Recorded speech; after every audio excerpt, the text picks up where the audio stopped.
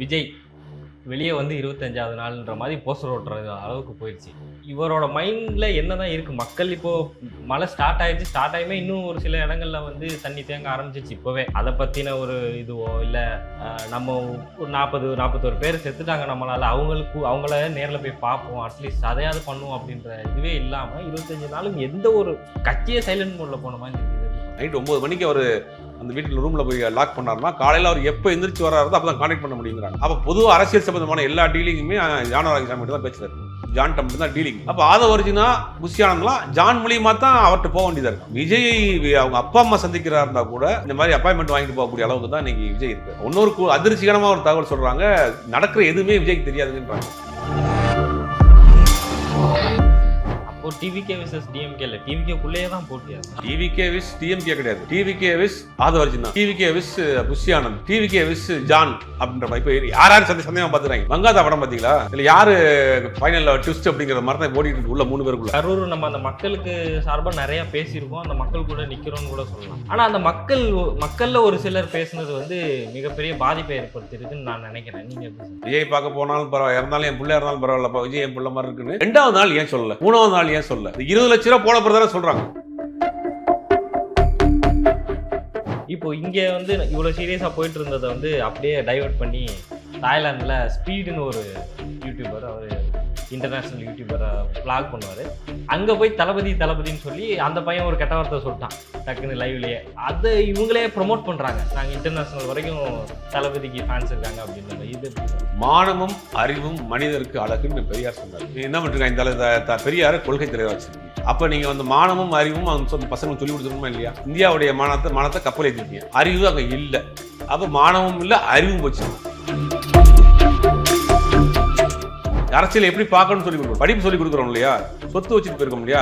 நாளைக்கு உங்களை ஆள்றதுக்கு உதாரணத்துக்கு எடுத்துக்கலாமே, ஓப்பனாக உடச்சி பேசணும்னா நாளைக்கு பாஜக தமிழ்நாட்டில் கால் ஊட்டுறதுக்கு முயற்சி பண்ணும். இன்னைக்கு இந்த தேர்தலில் 1 கோடி பேரை கொண்டு இறங்கிட்டான். வட இந்தியர்கள் 1 கோடி பேர் வந்துட்டான். புதுசாக கொண்டு வரக்கூடிய SIRல அந்த 1 கோடி பேரை வாக்காளராக சேர்க்க போறான். அப்போ அவன் தான் வெற்றி வாய்ப்பை தீர்மானிக்கக்கூடிய இடத்துல நிற்பான். நீ சொத்து வச்சிருப்ப, வீடு வச்சிருப்ப, கார் வச்சிருப்ப, அதுக்கு மேலே ஏறி அவன் உட்காந்துருப்பான். FT பாலிடிக்ஸ் நேயர்களுக்கு வணக்கம். இன்னைக்கு நம்ம கூட பேசுறது சுபேர் சார் தான் இருக்காங்க, வாங்க பேசலாம். சார் வணக்கம். விஜய் வெளியே வந்து 25வது நாள்ன்ற மாதிரி போஸ்டர் ஓட்டுற அளவுக்கு போயிடுச்சு. இவரோட மைண்ட்ல என்னதான் இருக்கு? மக்கள் இப்போ மழை ஸ்டார்ட் ஆயிடுச்சு, ஸ்டார்ட் ஆகியுமே இன்னும் ஒரு சில இடங்கள்ல வந்து தண்ணி தேங்க ஆரம்பிச்சிச்சு. இப்போவே அதை பத்தின ஒரு இதுவோ இல்லை நம்ம ஒரு 41 பேர் செத்துட்டாங்க நம்மளால, அவங்கள நேரில் போய் பார்ப்போம், அட்லீஸ்ட் அதையாவது பண்ணுவோம் அப்படின்ற இதுவே இல்லாம 25 நாளும் எந்த ஒரு கட்சியே சைலண்ட் மோட்ல போன மாதிரி இருக்கு. இது எப்படி பாருங்க? இல்லை, கட்சி இந்த சம்பவம் கரூர் சம்பவத்துக்கு பிறகு கட்சிக்குள்ள ஏகப்பட்ட குழப்பம் போயிட்டு இருக்கு.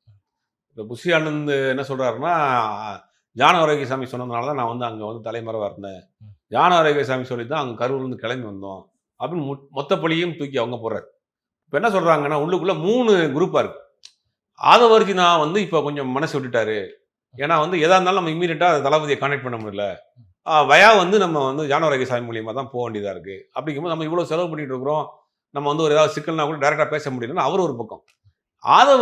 புஷி ஆனந்த் என்ன சொல்றாருன்னா, நம்மளை வந்து சரியா வந்து ஹேண்டில் பண்ணல, ஒன்றும் நம்மளும் வந்து தளபதியை மீட் பண்ண முடியல. இன்னொரு கூடுதல் தகவல் என்னன்னா, விஜய் அவங்க அப்பா அம்மா சந்திக்கிறா இருந்தா கூட இந்த மாதிரி அப்பாயின்மெண்ட் வாங்கிட்டு போகக்கூடிய அளவுக்கு தான் இன்னைக்கு விஜய் இருக்காரு. நைட் 9 மணிக்கு அவர் அந்த வீட்டில் ரூமில் போய் லாக் பண்ணாருன்னா காலையில் அவர் எப்போ எந்திரிச்சு வராரோ அப்போ தான் கான்டாக்ட் பண்ண முடியுங்கிறாங்க. அப்போ பொதுவாக அரசியல் சம்பந்தமான எல்லா டீலிங்குமே ஜான் ஆரோக்கியசாமி தான் பேசுறாரு. ஜான் மட்டும் தான் டீலிங். அப்போ ஆதவர்ஜினா புஷியானந்த்லாம் ஜான் மூலியமா தான் அவர்கிட்ட போக வேண்டியதாக இருக்கும். இப்போ சமீபத்தில் சந்திச்ச ஒரு நிர்வாகி புஷியானந்த் ரொம்ப மனம் வெதும்பி பேசி கண்ணீர் விட்டதெல்லாம் சொல்லியிருக்காங்க. இந்த மாதிரி நான் கட்சி மன்றத்தில் 1 நாள் இருந்திருக்கேன், வச்சிருக்கிறேன், நம்ம எதாக இருந்தாலும் தளபதி நம்ம கூட பேச முடியல, கட்சி என்ன நடக்குதுன்னே தெரியல, ஜான் சொல்ற எல்லாமே தப்பா போகுது, ஜான் மேல சந்தேகமா இருக்கு, ஜான் ஒருவேளை ஸ்லீப்பர் செல்லா, திமுக ஸ்லீப்பர் செல்லாங்கிற மாதிரி பல விவாதங்கள் போய்கிட்டு இருக்கு. அந்த விவாதங்களுடைய தொடர்ச்சியாக நிர்வாகிகளே சோசியல் மீடியால நிறைய ஹேஷ்டேக்லாம் போட ஆரம்பிச்சிட்டாங்க. இப்போ அது இவர் என்ன பண்றாங்க, ஜான் தலைமையில் என்ன டீம் என்ன பண்றாங்கன்னா, புஷி எப்படியா தூக்கிடணும்னு பார்க்குறாங்க. இப்போ இந்த இதுக்குள்ளே இது பிரச்சனை போயிட்டு இருக்கு. இந்த 3 பிரச்சனை போயிட்டு இருக்கு. இதுக்கடையில் பார்த்தீங்கன்னா இன்னொரு அதிர்ச்சிகரமாக ஒரு தகவல் சொல்றாங்க, நடக்கிற எதுவுமே விஜய்க்கு தெரியாதுன்றாங்க. அவர் எந்த சோசியல் மீடியாவிலும் பெருசாக ஆக்டிவாக இருக்க மாட்டாரு, நடக்கிற எந்த சம்பவமுமே தெரியாது. அவர் நைட் 9 மணிக்கு அவர் ரூம்குள்ளே போனார்னா காலையில் அவர் எந்திரிச்சு வந்த பிறகு தான் அவர் எப்போ திருப்பாரோ, 12 மணிக்கு எந்திரிப்பாரோ, 1 மணிக்கு அவர் வர வரைக்கும் தான். மேக்ஸிமம் வந்து அந்த ஒரு குறிப்பிட்ட 2-3 பேர்த்து கூட தான் பேசுவார். அவங்க அம்மா அப்பா வந்தால் கூட அப்பாயின்மெண்ட் தான் வாங்கி பார்க்கணும். இப்போ ரேராக அந்த பனையூர்லேருந்து பட்டணம் பார்க்க போவார், இல்லாட்டி மேக்ஸிமம் அந்த வீட்டில் தான் இருப்பார் அப்படிங்கிற மாதிரி அவரை பற்றி அதிர்ச்சிகரமான தகவல்லாம் சொல்லிக்கிட்டே இருக்கிறாங்க. நீங்கள் சொன்ன மாதிரி 41 நாளா 41 பேர் இறந்து போனாங்க, கிட்டத்தட்ட 25 நாள் ஆச்சு, வீட்டை விட்டு வெளியில் ஏற மாட்டேங்கிறாரு, என்ன மனநிலையில் இருக்கிறாருங்கிறதே ஒன்றும் புரியல. இதுக்கடையில் நிர்வாகிகளை போடணுங்கிறாங்க. இப்போ அந்த கட்சியில் ஆக்டிவாக இருந்த மாவட்ட செயலர்லாம் பார்த்தீங்கன்னா சைலண்ட் ஆயிட்டாங்க. ரொம்ப ஆக்டிவாக வீடியோ போட்டுக்கிட்டு ரீல்ஸ் போட்டுக்கிட்டு இருந்த எல்லாருமே வந்து இன்னைக்கு சைலண்ட் ஆயிட்டாங்க. ரெண்டாவது, கிளை நிர்வாகிகள் யாருமே ஒன்றும் அப்பாயின்மெண்ட் பண்ணாமல் இருக்காங்க. மாணவர் அணியாக இருக்கட்டும், இளைஞர் அணியாக இருக்கட்டும், வர்த்தகர் அணியாக இருக்கட்டும், பெண்கள் அமைப்பாக இருக்கட்டும், எதுக்குமே ஒன்றும் நிர்வாகிகள் போடல. இருந்த நிர்வாகிகளுமே சைலண்ட் ஆயிட்டாங்க. அப்போ கட்சி ஒரு என்ன சொல்றது, ஒரு பெரிய ஷாக்கிங்ல இருக்கு.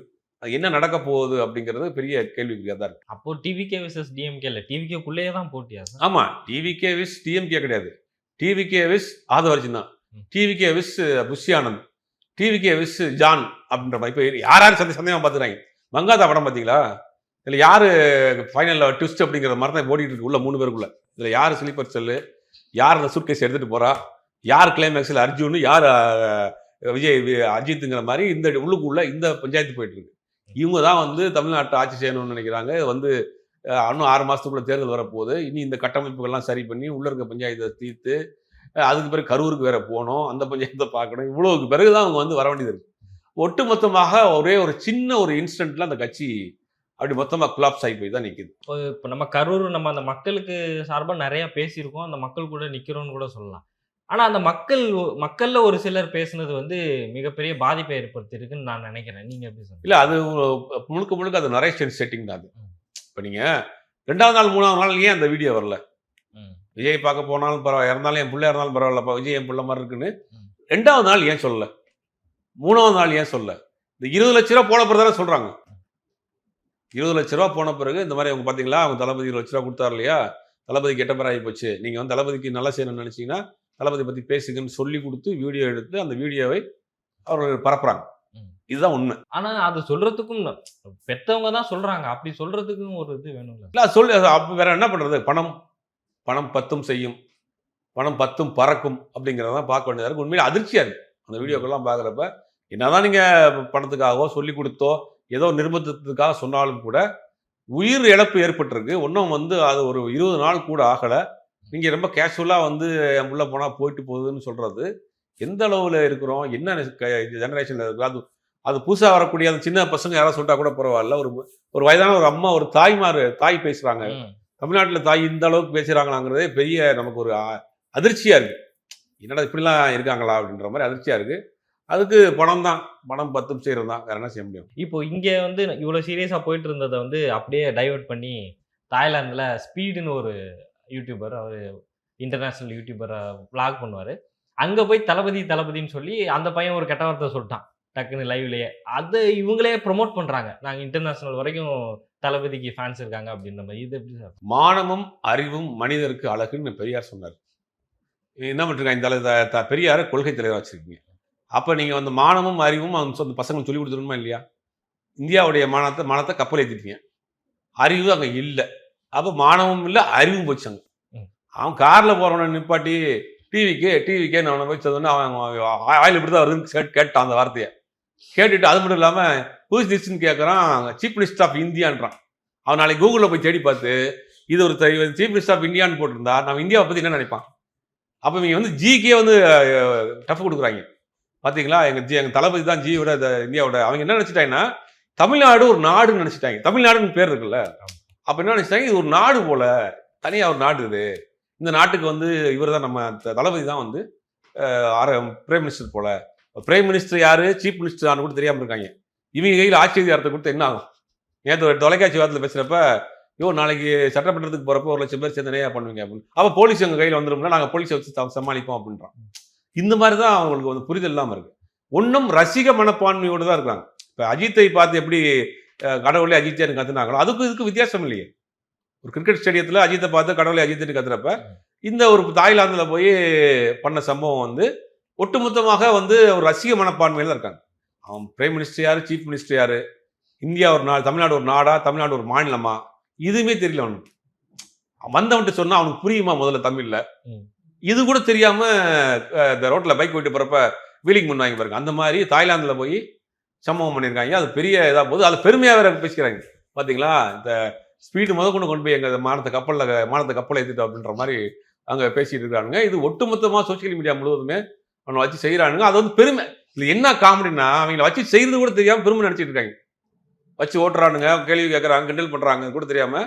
பார்த்தீங்களா, அது என்ன சொல்கிறானுங்கன்னா, நாங்கள் வந்து தளபதி எங்கே வரைக்கும் கொண்டு போயிட்டோம் பார்த்தீங்களா, அவர் வரைக்கும் கொண்டு போயிட்டோம். பார்த்தீங்கன்னா நாளைக்கு அவர் தளபதியை பற்றி வீடியோ போடுவார்.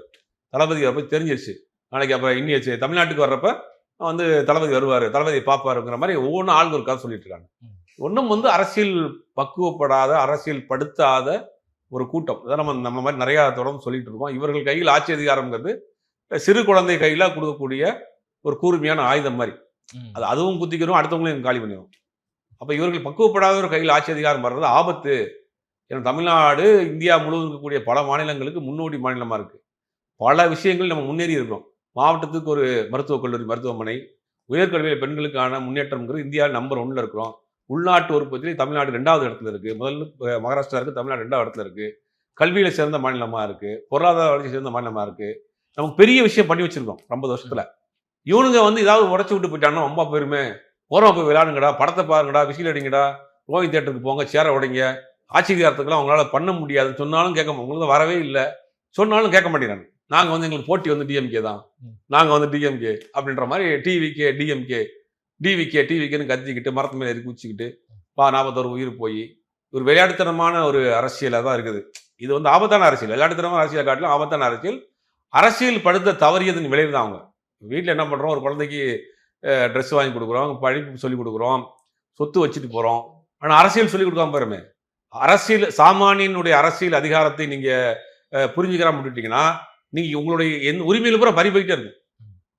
பேசிக் நீங்கள் குடும்பத்தில் ஒருத்தருக்கு அரசியல் சொல்லி கொடுத்துட்டு போகிறோம். அரசியல் எப்படி பார்க்கணும், அந்த நீ செய்யக்கூடிய அரசியல் நாட்டுக்கு எப்படி நல்லது, தமிழ்நாட்டுக்கு எப்படி நல்லது, நம்ம மொழிக்கு எப்படி நல்லது, மாநிலத்துக்கு எப்படி நல்லது, இதை நீங்கள் வந்து குழந்தைகளுக்கு சொல்லி கொடுத்துட்டோம்னா அந்த அரசியல் பார்வையோட பார்ப்பான். அவன் எந்த கட்சி வந்தாலும் அரசியல் அதை பார்ப்பான்.